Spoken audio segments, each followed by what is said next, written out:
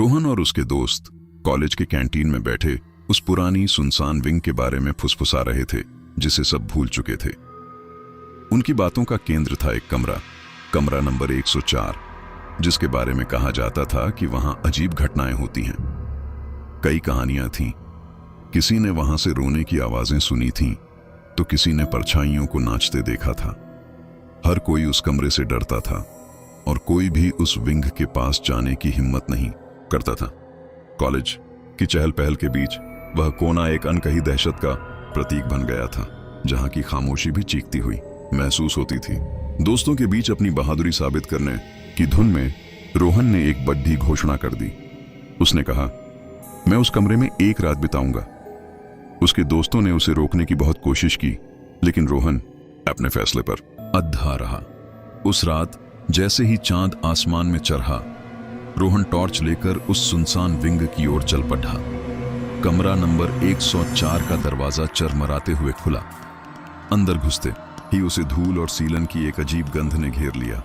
दीवारों पर जाले लगे थे और फर्नीचर पर धूल की मोटी परत जमी थी। माहौल बेहद डरावना और अशुभ था, जैसे उस कमरे की हवा में भी कोई भारी बोझ हो। जैसे जैसे रात गहरी होती गई, कमरे का सन्नाटा टूटने लगा। पहले तो हल्की फुसफुसाहट की आवाजें आईं, मानो कोई उसके कान में कुछ कहना चाह रहा हो।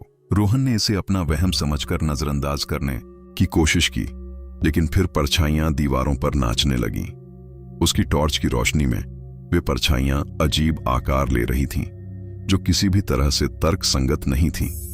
अचानक कमरे का भारी लकड़ी का दरवाजा एक जोरदार धड़ाम की आवाज के साथ अपने आप बंद हो गया। रोहन का दिल जोर जोर से धड़कने लगा। उसने दरवाजा खोलने की कोशिश की, लेकिन वह जाम हो चुका था। तभी कमरे के एक कोने में उसे एक धुंधली भूतिया आकृति दिखाई दी। वह आकृति धीरे धीरे उसकी ओर बढ़ रही थी और उसकी आंखें अंधेरे में चमक रही थीं। डर के मारे रोहन की चीख निकल गई। उसने अपनी पूरी ताकत लगाकर दरवाजे पर धक्का मारा और वह आखिरकार खुल गया।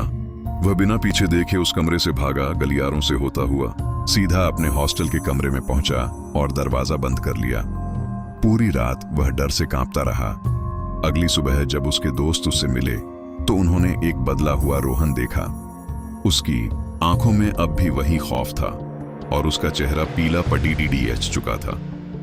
उसने कांपती हुई आवाज में अपने दोस्तों से कहा, उस कमरे में कभी मत जाना, वहां कुछ है, कुछ बहुत बुरा। उस दिन के बाद किसी ने भी उस भूतिया कमरे के पास जाने की हिम्मत नहीं की और रोहन की कहानी कॉलेज में एक डरावनी किंवदंती बनकर रह गई।